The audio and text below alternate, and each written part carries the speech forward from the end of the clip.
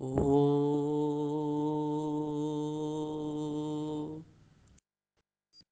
അനേക ജന്മസംപ്രാപ്ത കർമ്മേന്ദന വിദാഹിനി ആത്മജ്ഞാനാഗ്നിദാനേന തസ്മൈ ശ്രീ ഗുരവേ നമ.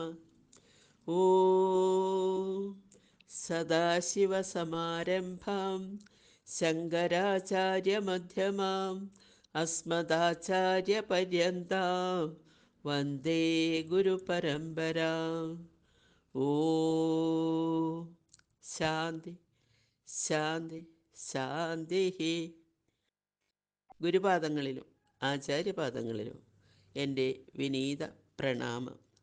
ഗുരുദർശനം ബ്രഹ്മവിദ്യാ പഠന ഗ്രൂപ്പിൽ ഗുരുവിനെ അറിയാനും ഗുരുപദത്തിൽ ചരിക്കാനും നമ്മെ സഹായിക്കുകയും അതിനുവേണ്ടി അക്ഷീണം പ്രയത്നം ചെയ്യുകയും ചെയ്യുന്ന നമ്മുടെ പ്രിയ സാരഥി ശ്രീ സന്തോഷ് കുമാർ ശ്രീനന്ദനം അവർകൾ, പ്രിയ ആചാര്യൻ ശ്രീ വിശ്വപ്രകാശം എസ് വിജയാനന്ദ് അവർകൾ, പ്രിയ ഗുരുനാഥൻ ശ്രീ ചേന്നമംഗലം പ്രതാപൻ അവർകൾ, ആത്മന്മാർ ആത്മജിജ്ഞാസുക്കളായ പ്രിയ പഠിതാക്കൾ എല്ലാവർക്കും എൻ്റെ വിനീത നമസ്കാരം.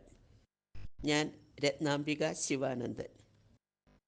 നാം ഇന്നിവിടെ ഈശാവാസ്യോപനിഷത്തിലെ 5-ാം മന്ത്രത്തെ പരിചിന്തനം ചെയ്യുകയാണ്. 4-ാം മന്ത്രം എല്ലാവരും മനനം ചെയ്ത് സ്വരിച്ച് പഠിച്ചിട്ടുണ്ടാവുമെന്ന് കരുതുന്നു. 5-ാം മന്ത്രം ഞാനിവിടെ ആലപിക്കുന്നു. ഓം തദ്ദേജതി തന്നൈജതി തദ്ദൂരേ തദ്വന്ദികേ തദന്തരസ്യ സർവസ്യ തത് സർവസ്യാസ്യ ബാഹ്യതഃ.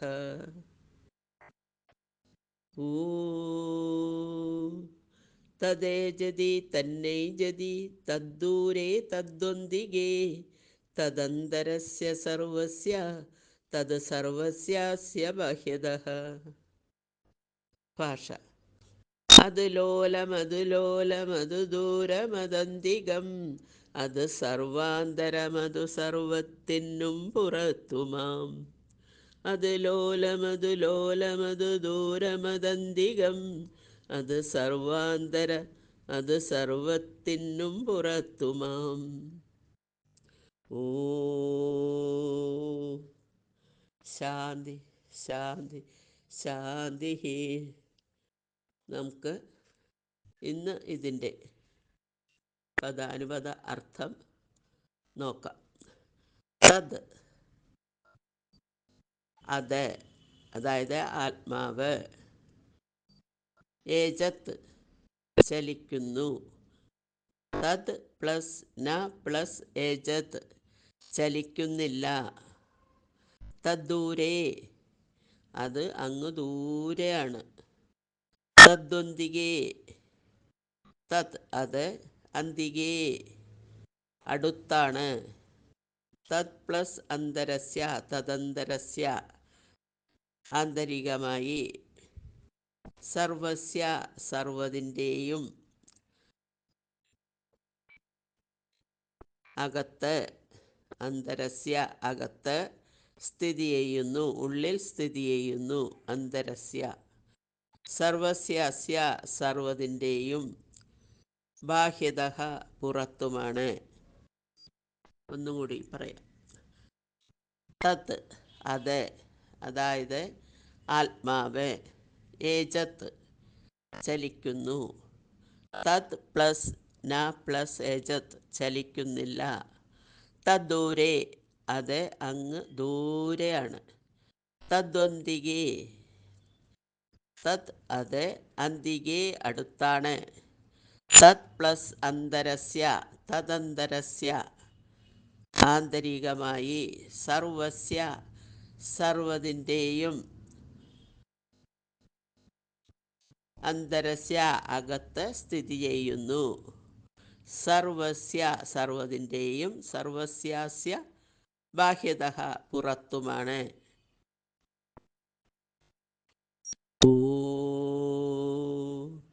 തദേജതി തന്നൈജതി തദ്ദൂരേ തദ്വന്തികേ തദന്തരസ്യ സർവസ്യ തത് സർവസ്യാസ്യ ബാഹ്യതഃ.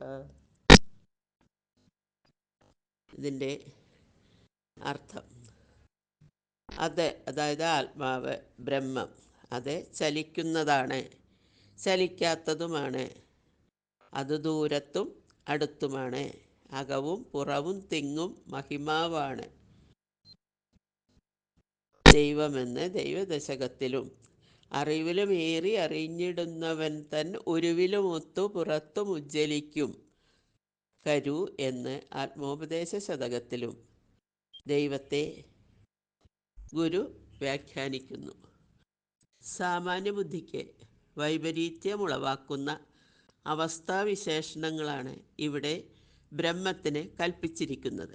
ചലിക്കുന്നതും ചലിക്കാത്തതും, ദൂരത്തും അടുത്തും, സർവ്വതിനുള്ളിലും പുറത്തും എന്നൊക്കെ ബ്രഹ്മത്തെ വിശേഷിപ്പിക്കുമ്പോൾ സാമാന്യബുദ്ധികൾക്ക് വൈപരീത്യം തോന്നുക സ്വാഭാവികം മാത്രം. അത് ചലിക്കുന്നതും ചലിക്കാതിരിക്കുന്നതുമാണ്. അത് ദൂരത്തിൽ നിന്ന് ദൂരെയും എന്നാൽ ഏറ്റവും അടുത്തിരിക്കുന്നതും ആണ്. അത് സർവവ്യാപിയായതിനാൽ അത് സമസ്ത പ്രപഞ്ചത്തിൻ്റെയും ഉള്ളിലും പുറത്തും സ്ഥിതി ചെയ്യുന്നു. പ്രഥമദൃഷ്ട്യാ തികച്ചും വിരോധാഭാസകരമെന്ന് തോന്നുന്നതും എന്നാൽ ആത്യന്തികമായ അന്വേഷണത്തിൽ പരമമായ സത്യമെന്ന് അനുഭവിച്ചറിയാൻ കഴിയുന്ന അതിമഹത്തായ ഒരു തത്വത്തെയാണ് ഉപനിഷത്ത് ഋഷി അനാവരണം ചെയ്തിരിക്കുന്നത്. അന്വേഷണപന്ഥാവിൽ അത്ഭുതങ്ങളുടെ അളവറ്റ സീമകളിലേക്ക് നമ്മെ ഉണർത്തി ഉയർത്താൻ പ്രാപ്തമായ ഒരു മഹാമന്ത്രമാണിത്. അടുത്തിരിക്കുക എന്ന് പറയുമ്പോൾ അവിടെയും ഒരു അകൽച്ചയുടെ സാന്നിധ്യത്തെ സൂചിപ്പിക്കുന്നു. അങ്ങനെയുള്ള അകൽച്ച അല്പം പോലും ഇല്ലാത്ത രീതിയിൽ പാരസ്പര്യപ്പെട്ടിരിക്കുന്നു എന്നതിനെ വെളിപ്പെടുത്താൻ വേണ്ടിയാണ് അടുത്തതിനേക്കാൾ അടുത്തത് എന്ന് മന്ത്രിച്ചിരിക്കുന്നത്. ഇതേ പോലെ ദൂരെ എന്ന് പറയുമ്പോൾ അവിടെ അല്പം അടുപ്പം ഉള്ളതിനെയും അതിനപ്പുറം ദൂരമുണ്ടെന്നും സൂചിപ്പിക്കുന്നു, ധ്വനിപ്പിക്കുന്നു. എന്നാൽ ദൂരം അടുത്ത ദൂരമല്ല, അനന്തമായ ദൂരമാണെന്നും അല്ല, അളവറ്റ ദൂരമാണ് എന്നാണ് ഇവിടെ മന്ത്രിച്ചിരിക്കുന്നത്. ആ ദൂരമാകട്ടെ ഏറ്റവും അടുത്തത് തന്നെയാണ്. ഉദാഹരണത്തിന്, ഒരാൾ ഒരു കേന്ദ്രത്തിൽ ഒരു ബിന്ദുവിൽ നിന്നും കിഴക്കോട്ട് യാത്ര ചെയ്യുന്നു. യാത്ര മുന്നോട്ട് നീങ്ങും തോറും ദൂരത്തിൽ നിന്ന് ദൂരത്തേക്ക് നീങ്ങുകയാണ്. ഇങ്ങനെ ദൂരത്തു നിന്ന് ദൂരത്തിലേക്ക് അനുസ്യൂതമായി നീങ്ങുമ്പോൾ അയാൾ പുറപ്പെട്ട സ്ഥാനത്ത് നിന്ന് നോക്കുമ്പോൾ അയാൾ പടിഞ്ഞാറ് നിന്ന് സഞ്ചരിച്ച് പുറപ്പെട്ട അതേ സ്ഥാനത്ത് എത്തിച്ചേരുന്നത് കാണാം.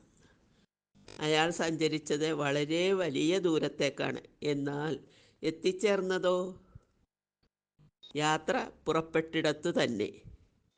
ദൂരവും അടുപ്പവും ഒന്ന് തന്നെയാണ്. അടുത്തതിനേക്കാൾ അടുത്തതും ദൂരത്തേക്കാൾ ദൂരവും തമ്മിലുള്ള വ്യത്യാസം ആപേക്ഷികം മാത്രം. ഈ തത്വപ്രകാരം ഭഗവാനും ഭക്തനും തമ്മിൽ യാതൊരു ഭേദവും അകലവുമില്ല. ഈശ്വരനിൽ നിന്ന് വേറിട്ട് നിൽക്കുന്നതായി കാണുന്ന പ്രപഞ്ചവും സർവചരാചരങ്ങളും ഈശ്വരനിൽ നിന്നും ഒട്ടും അടുത്തുമല്ല ദൂരെയുമല്ല, ഈശ്വരനിൽ തന്നെയാണെന്നാണ് ഈ മന്ത്രം പഠിപ്പിക്കുന്നത്. ഒന്നാം മന്ത്രത്തിൽ വെളിപ്പെടുത്തിയിരിക്കുന്ന ഈശാവാസ്യമിതം സർവം എന്ന തത്വപ്രകാരം ഈശ്വരൻ എല്ലായിടവും വസിച്ചിരിക്കുന്നു.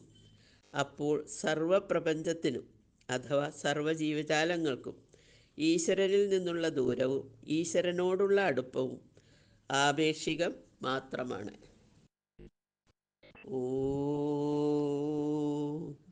തദേജതി തന്നൈജതി തദ്ദൂരേ തദ്വന്തികേ തദന്തരസ്യ സർവസ്യ തത് സർവസ്യാസ്യ ബാഹ്യതഃ. അത് ചലിക്കാതിരിക്കുന്നതും എന്നാൽ ചലിച്ചുകൊണ്ടിരിക്കുന്നതുമാണ്. പ്രപഞ്ചത്തിലെ എല്ലാ ചലനാത്മകതയും നിശ്ചലാത്മകതയും എല്ലാം ഈശ്വരനാണ്. തികച്ചും വൈരുദ്ധ്യാത്മകമെന്ന് തോന്നുന്നതും അവിശ്വസനീയവുമായ ഒരു പ്രതിഭാസമാണിത്. ഇത് ആപേക്ഷിക ജ്ഞാനം കൊണ്ട് അറിയാവുന്നതല്ല. ഉദാഹരണത്തിന്, സൂര്യൻ കിഴക്കുദിക്കുകയും അവിടെ നിന്നും പടിഞ്ഞാറേക്ക് സഞ്ചരിച്ച് അസ്തമിക്കുകയും ചെയ്യുന്നു. അങ്ങനെ രാവും പകലും സംഭവിക്കുന്നു. ഇത് നമ്മുടെ ആപേക്ഷികമായ അനുഭവമാണ്. എന്നാൽ സൂര്യൻ ഉദിക്കുന്നുമില്ല, സഞ്ചരിച്ച് അസ്തമിക്കുന്നതുമില്ല. അത് നിത്യതയോടെ വർത്തിക്കുന്നു. അത് ചലനരഹിതമായി നിത്യമായി വർത്തിക്കുന്നു എന്ന് ശാസ്ത്രം പറയുമ്പോഴും അത് പറയുന്ന ശാസ്ത്രജ്ഞനുൾപ്പെടെ സൂര്യൻ്റെ സഞ്ചാരം കൊണ്ട് രാവും പകലും അനുഭവിക്കുന്നു. അതനുസരിച്ച് ജീവിതം ക്രമപ്പെടുത്തുകയും ചെയ്യുന്നു. മാത്രമല്ല, ആരും എങ്ങോട്ട് സഞ്ചരിച്ചാലും അവരോടെല്ലാവരോടുമൊപ്പം സൂര്യൻ സഞ്ചരിക്കുകയും നിശ്ചലമായി ഇരിക്കുന്നവരോടൊപ്പം നിശ്ചലമായി നിൽക്കുകയും ചെയ്യുന്നു. ചലനവും ചലനരാഹിത്യവും ഒരേപോലെ നിലനിൽക്കുന്നു. ഈ തത്വം ഉപനിഷത്ത് ഋഷി ആദേശം ചെയ്തപ്പോൾ അതിനെ അംഗീകരിക്കാനും മറ്റും താല്പര്യമില്ലാതിരുന്ന ലോകം ചിന്തിച്ചത് എങ്ങനെ രണ്ട് വൈരുദ്ധ്യങ്ങൾ ഒന്നിച്ചു നിൽക്കുന്നു എന്നാണ്. എന്നാൽ ആധുനിക ശാസ്ത്രം വളർന്നു വന്നപ്പോൾ രണ്ട് വൈരുദ്ധ്യങ്ങൾ വേർതിരിക്കാൻ കഴിയാത്ത വിധം ഏകാത്മകീഭവിച്ചിരിക്കുന്നു എന്ന് കണ്ടെത്തി. എങ്ങനെയെന്നാൽ, ഒരണു, അതായത് ആറ്റത്തിൽ സ്ഥിതി ചെയ്യുന്ന ഇലക്ട്രോൺ എന്ന ഘടകം കണികയായും തരംഗമായും വിഭജിച്ചറിയാൻ കഴിയാത്തവണ്ണം ഒരേ സമയം സ്ഥിതി ചെയ്യുന്നു എന്ന അവസ്ഥ കണ്ടെത്തി. ഇലക്ട്രോണിൻ്റെ ഈ വൈചിത്ര്യവും ദ്വിമുഖവുമായ പ്രകൃതത്തെ കണ്ടെത്തിയതോടെ ശാസ്ത്രത്തിന് അനുഭവജ്ഞാനിയായ ഉപനിഷത്ത് ഋഷിയുടെ വെളിപ്പെടുത്തലിനെ തലകുലുക്കി സമ്മതിക്കേണ്ടി വന്നു. അദ്വൈതമായ അഥവാ ഏകാത്മകമായ ഒരേ സത്യം തന്നെയാണ് രണ്ട് എന്ന് ദ്യോതിപ്പിക്കുന്നത്. വൈരുദ്ധ്യങ്ങൾ നിർവചനാതീതമായി ഒന്നായി നിലനിൽക്കുന്നു. ഒരു മുറി പൂർണ്ണമായി അടഞ്ഞു കിടന്നാൽ അതിൽ ഇരുട്ടായിരിക്കും പൂർണ്ണമായി ഉണ്ടായിരിക്കുക. എന്നാൽ ആ മുറിയിൽ ഒരു വിളക്ക് കൊളുത്തിയാൽ ഇരുട്ട് അപ്രത്യക്ഷമാവുകയും പ്രകാശം പരക്കുകയും ചെയ്യുന്നു. അപ്പോൾ ഇരുട്ടെവിടെ പോയി? അറിയില്ല. ഏതായാലും മുകളിൽ ഇരുട്ടില്ല, പ്രകാശം മാത്രം. എന്നാൽ വിളക്കണച്ചാൽ പ്രകാശം അപ്രത്യക്ഷമാകുകയും ഇരുട്ട് വന്ന് നിറയുകയും ചെയ്യുന്നു.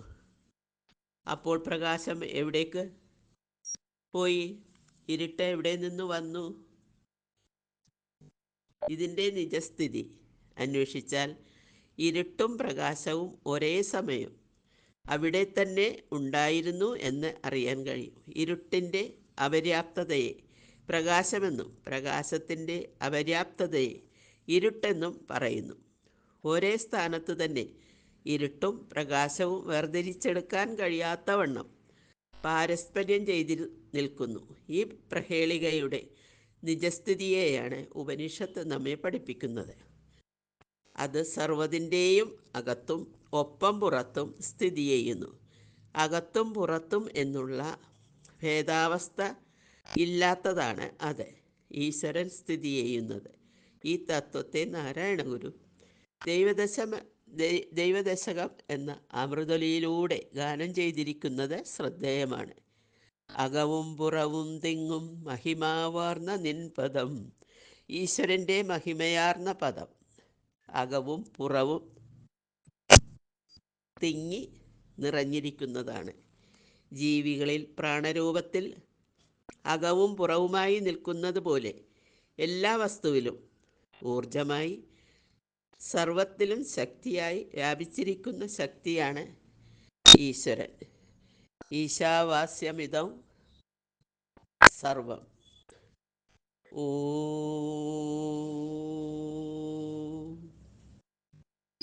തദ്ദേജതി തന്നൈജതി തദ്ദൂരേ തദ്ദൊന്തികേ തദന്തരസ്യ സർവസ്യ തത് സർവസ്യാസ്യ ബാഹ്യതഃ. ലോകത്തെ ആദിമ കാലഘട്ടത്തിൽ ജനങ്ങൾക്ക് ദുഃഖമുണ്ടായിരുന്നു. ആ ദുഃഖത്തിൽ നിന്നും രക്ഷ നേടാൻ വേണ്ടി പ്രകൃതിയെ ആരാധിച്ചിരുന്നു. പ്രകൃതിയെ ആരാധിച്ചവർക്ക് മനസ്സിലായി പ്രകൃതിയെ നമ്മുടെ നിയന്ത്രണത്തിൽ കൊണ്ടുവരാൻ കഴിയില്ല എന്ന്. അതുകൊണ്ട് പ്രകൃതിയോപാസന കൊണ്ട് ഒരു പ്രയോജനവുമില്ലെന്ന് മനസ്സിലാക്കിയത് കൊണ്ടാണ് ദേവതോപാസനയിലേക്ക് വരുന്നത്. വേദത്തിലെ കർമ്മകാണ്ഡത്തിലെ ദേവതോപാസനയിൽ എത്തിയപ്പോൾ അവർക്ക് മനസ്സിലായി അവിടെ ചെന്നാൽ സ്വർഗം കിട്ടും, അവിടെ കാമധേനുവും കൽപ്പവൃക്ഷവും ഉണ്ട്, എന്താഗ്രഹവും സാധിച്ചു കിട്ടും. പക്ഷേ ചെയ്ത സത്കർമ്മങ്ങളുടെ ഫലം അനുഭവിച്ചു കഴിഞ്ഞാൽ വീണ്ടും ഭൂമിയിൽ വന്ന് ജനിക്കേണ്ടതായി വരും. കാലക്രമേണ മനുഷ്യർക്ക് മനസ്സിലായി ദേവതോപാസന കൊണ്ട് മോക്ഷം ലഭിക്കില്ല എന്ന്. അതുകൊണ്ട് നിത്യാനന്ദം ലഭിക്കാൻ വേണ്ടി അവർ അന്വേഷിച്ചപ്പോൾ മനസ്സിലായത് ആനന്ദം ലഭിക്കാനുള്ള ഉപായം ജ്ഞാനമാണ് എന്ന്. എല്ലാ ദുഃഖങ്ങൾക്കും കാരണം അജ്ഞാനമാണ്. അപ്പോൾ ആത്മജ്ഞാനം നേടണം. ഇതിലൂടെ മാത്രമേ മുക്തി അഥവാ മോക്ഷം ലഭിക്കൂ. ആത്മാവ് നമ്മിൽ നിന്ന് അന്യമല്ല. ആത്മാവിനെയാണ് ബ്രഹ്മം, ദൈവം എന്നൊക്കെ പറയുന്നത്. അജ്ഞാനികൾക്ക് ആത്മാവ് ദൂരെയാണ്, ജ്ഞാനികൾക്ക് അത് അടുത്താണ്. നമ്മിൽ തന്നെയാണ് എന്ന് ജ്ഞാനികൾക്ക് അറിയാം. അത് ദൂരെയുമല്ല അടുത്തുമല്ല, നമ്മിൽ തന്നെയാണ്. ആത്മജ്ഞാനികൾക്ക് അറിയാം ആത്മാവ് നാം തന്നെയാണ് എന്ന്. എങ്കിൽ നാം തന്നെയാണ് ദൈവം. ഇത് നേരത്തെ അറിയില്ല. നമുക്ക് മനസ്സിലായി ദൈവം ഞാൻ തന്നെയാണ്. പക്ഷികൾക്കോ മൃഗങ്ങൾക്കോ മറ്റു ജീവികൾക്കോ ആത്മജ്ഞാനം നേടാൻ പറ്റില്ല. മനുഷ്യർക്ക് മാത്രമേ അത് പറ്റൂ. മനുഷ്യൻ സൃഷ്ടികളിൽ വെച്ച് ശ്രേഷ്ഠമാണ്. അതുകൊണ്ട് നമ്മളെ രക്ഷിക്കാൻ പുറത്തുനിന്ന് ഒരു ദൈവവും വരില്ല. ദേവന്മാരെ ആരാധിക്കുന്നവർക്ക് ദുഃഖമില്ലേ? പഠിക്കാതെ ജയിക്കാൻ പറ്റുമോ? നമ്മൾ പ്രവർത്തിക്കാതെ ഒന്നും നേടില്ല. നമ്മൾ ജ്ഞാനം നേടിക്കഴിഞ്ഞാൽ പിന്നെന്തിനാണ് കാശിക്ക് പോകുന്നത്? 100 വർഷക്കാലം ജീവിച്ചിരിക്കണമെന്ന ആഗ്രഹത്തോടു കൂടി കർമ്മം ചെയ്യണം എന്നാണ് ആദ്യം പറഞ്ഞത്. നമ്മെ കർമ്മം ചെയ്യാൻ പ്രേരിപ്പിക്കുന്നത് ആത്മവിദ്യയാണ്. ദൈവം ഒന്നും എവിടെ നിന്നും കൊണ്ടുവരുന്നില്ല. സർവ്വതും നേടാൻ കഴിയുന്നു എന്ന് പറഞ്ഞാൽ ദൈവം എല്ലാ സമയത്തും ഭക്ഷണം തരും എന്ന് വിചാരിച്ചോ? ഇല്ല. നാം ആണ് ദൈവമെന്ന് പറയുന്നത്. നാം സ്വയം വളരുകയാണ് ചെയ്യേണ്ടത്. കുട്ടിക്കാലത്തെ ആത്മവിദ്യ വളർത്തിയെടുക്കണം. എവിടെ ആത്മവിദ്യ സങ്കോചിക്കുന്നുവോ അവിടെ അവിദ്യ ഭയങ്കരമായിരിക്കും. ആത്മവിദ്യ വളർന്നു കഴിഞ്ഞാൽ അവർക്ക് എന്തും നേടിയെടുക്കാൻ കഴിയും. ആത്മവിദ്യ ഉണ്ടെങ്കിൽ എന്തും നേടാൻ പറ്റും. നാം കർമ്മോത്സുകരാകണം. കർമ്മോത്സുകരായാൽ എല്ലാം നേടാൻ കഴിയും. ഒരു ദൈവവും ഒന്നും കൊണ്ടുവരില്ല. നമ്മുടെ സമൂഹത്തിൽ ആദ്യം വേണ്ടത് ആത്മബോധമുള്ളവരെയാണ്. അതുണ്ടായാൽ, ആത്മബോധമുണ്ടായാൽ എല്ലാം ഉണ്ടാവും. അതുണ്ടായാൽ എല്ലാം നേടാം. എല്ലാവരും ഭൗതിക വിദ്യ പഠിപ്പിക്കുന്നു. പിള്ളേരെല്ലാം കാനഡയിൽ പോയി, ഉസ്ബെക്കിസ്ഥാനിൽ പോയി അവിടെ നിൽക്കുന്നു. ഇവിടെ പ്രായമായ രക്ഷിതാക്കളെ നോക്കാൻ ആളില്ല. മക്കളെ ജന്മം നൽകേണ്ട രീതിയിൽ ജന്മം നൽകിയാൽ അവരെ രക്ഷിക്കും. ഇത് ജന്മം നൽകേണ്ട രീതിയിൽ ജന്മം നൽകാതെ പഠിപ്പിക്കേണ്ട രീതിയിൽ പഠിപ്പിക്കാതെ ഇരുന്നത് കൊണ്ടാണ് ഇത് പറ്റിയത്. ബന്ധം വേണ്ടത് രണ്ടുള്ളിടത്താണ്. ആത്മാവ് ഏകാത്മകമാണ്. എല്ലാവരിലും ഒരേ ആത്മാവാണ്. അങ്ങനെയുള്ള ജീവിതത്തിൽ ഒന്നും ദൂരെയല്ല, അടുത്താണ്. ഒരിക്കൽ ഒരു സമ്പന്നൻ വിൽപ്പത്രം എഴുതി ബാങ്കിന് എഴുതി വെച്ചു. 25% പണം പാവങ്ങളായ ആളുകൾക്ക് ഒരു ദിവസത്തെ ആഹാരത്തിനുള്ള വക കൊടുക്കണമെന്ന് പറഞ്ഞു. ഇയാൾ മരിച്ചപ്പോൾ അയാൾക്ക് നരകമാണ് കിട്ടിയത്. സ്വത്തിൻ്റെ ഒരു ഭാഗം വീതം വെച്ച് കൊടുക്കുകയായിരുന്നു. ആ വെറുതെ കിട്ടുന്ന കാശ് കൊണ്ട് മദ്യപിച്ച് വീട്ടിൽ കലഹിച്ച് അവരുടെ ദുഃഖത്തിന് കാരണം ധനികനാണ്. ഏറ്റവും വലിയ ദാനം ജ്ഞാനദാനമാണ്. അന്നത്തിനുള്ള വക അവർ കണ്ടെത്തിക്കൊള്ളും. അതുകൊണ്ട് ആത്മബോധമുള്ള ഒരു നല്ല തലമുറയെ നമുക്ക് സൃഷ്ടിക്കണം. അതിന് മക്കളെ, കൊച്ചുമക്കളെ ആത്മജ്ഞാനികളാക്കാം. നീ ദൂരെ എന്ന് പറയുന്നത് ദൂരത്തല്ല, അടുത്താണ്. ആ ഈശ്വരൻ നിന്നിലുണ്ട്. നിന്റെ അകത്തും പുറത്തും തിങ്ങി നിറഞ്ഞിരിക്കുകയാണ്. എല്ലായിടവും നിറഞ്ഞു നിൽക്കുന്നു. ഈ പരമമായ ബോധമുണ്ടായിക്കഴിഞ്ഞാൽ അവൻ ജീവിതത്തിൽ ഉയരും. അങ്ങനെ വേണം സമൂഹത്തെ രക്ഷപ്പെടുത്തേണ്ടത്. ആത്മജ്ഞാനം ദാനം ചെയ്യുന്നവർ എന്നും ജീവിക്കുന്നു. ആത്മജ്ഞാനത്തിലൂടെ ജീവിതത്തെ പുഷ്കലമാക്കാൻ പറ്റും. നമ്മൾ ഉന്നതമായ ചിന്തകൾ വച്ച് പുലർത്തണം, ആഗ്രഹങ്ങൾ വച്ച് പുലർത്തണം, ജീവിതത്തിൽ അത് വളർത്തിയെടുക്കണം. സ്വാമി വിവേകാനന്ദൻ പറയുകയാണ്, പ്രപഞ്ചത്തെ മുഴുവനും നിയന്ത്രിക്കാനുള്ള ശക്തി നിന്നിൽ അടങ്ങിയിരിക്കുന്നുണ്ട്. ഒരു അജയ്യമായ ശക്തി. പക്ഷേ നീ ഉറങ്ങിക്കിടക്കുകയാണ്. നീ ഉണരുക, ആ ശക്തിയെ ഉണർത്തുക. ഉന്നതങ്ങളായ ആഗ്രഹങ്ങളില്ലാത്ത മനുഷ്യൻ പൂക്കാത്ത വൃക്ഷം പോലെയും ഫലഭൂയിഷ്ടിയില്ലാത്ത മരുഭൂമി പോലെയും ആണെന്നാണ് പറയുന്നത്. അതുകൊണ്ട് വലിയ വലിയ ആഗ്രഹങ്ങൾ വച്ചു പുലർത്തുക. അപ്പോൾ അത് ഈ ജീവിതത്തിൽ തന്നെ സാധ്യമാവും. അത് സാധിക്കാനുള്ള ശക്തി തനിക്കുണ്ടെന്നും കരുതണം. ആ ബോധത്തോടു കൂടി ആഗ്രഹിച്ചാൽ, അനവധിയായ ആഗ്രഹങ്ങൾ വെച്ച് പുലർത്തിയാൽ, എല്ലാം കിട്ടിയില്ലെങ്കിലും ചിലതെല്ലാം കിട്ടും. ആദ്യം പൂക്കണം, പിന്നെ കായ്ക്കണം. ആദ്യം ഉന്നതമായ ചിന്തകൾ ഉണ്ടാവണം. നാം മനസ്സിലാക്കേണ്ടത്, ലോകത്തെ മുഴുവൻ ജയിക്കാനുള്ള ശക്തി നമ്മിലുണ്ട്. അത് എന്നിൽ തന്നെയാണ്. അത് ദൂരെയാണോ? അല്ല. അജ്ഞാനികൾക്കാണ് അത് ദൂരെ. ജ്ഞാനികൾക്ക് തദന്തികെ അത് എന്നിൽ തന്നെയാണ്, അടുത്താണ്.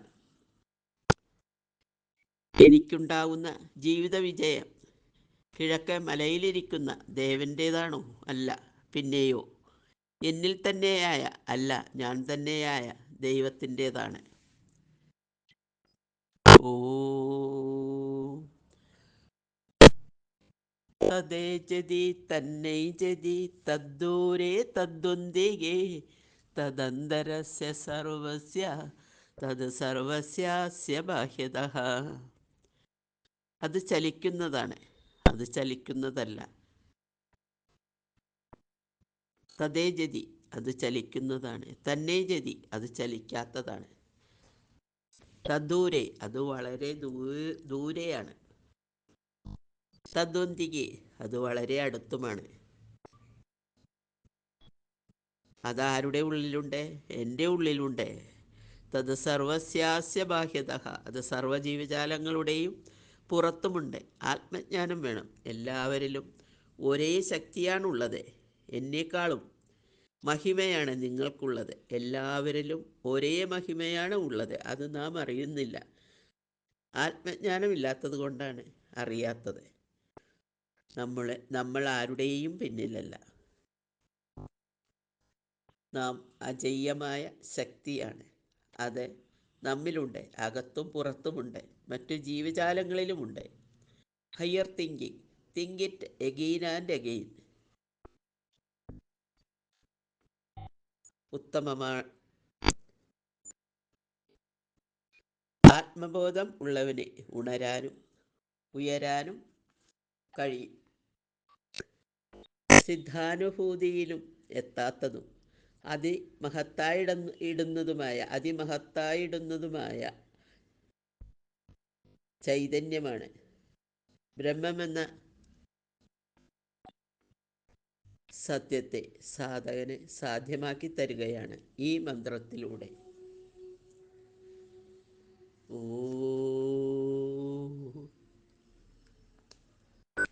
തദ്ദേജതി തന്നൈജതി തദ്ദൂരേ തദ്വന്ദികേ തദന്തരസ്യ സർവസ്യ തത് സർവസ്യാസ്യ ബാഹ്യതഃ. ഭാഷ. അതിലോലമത് ലോലമത് ദൂരമതന്തികം അത് സർവാന്തരമത് സർവത്തിനും പുറത്തുമാം. ഇവിടെ ഇതിൽ ആവർത്തിച്ച് പറയുന്നത് കൊണ്ടാണ്, ആവർത്തനമാണ്. ആവർത്തിച്ച് പറഞ്ഞാലേ മാത്രമേ നമുക്ക് അത് മസ്തിഷ്കത്തിൽ ഉറക്കുകയുള്ളൂ. അതുകൊണ്ട് ഇത് ആവർത്തിച്ച് കേൾക്കുകയും മനസ്സിലാക്കുകയും സ്വരിക്കുകയും ചെയ്യുക.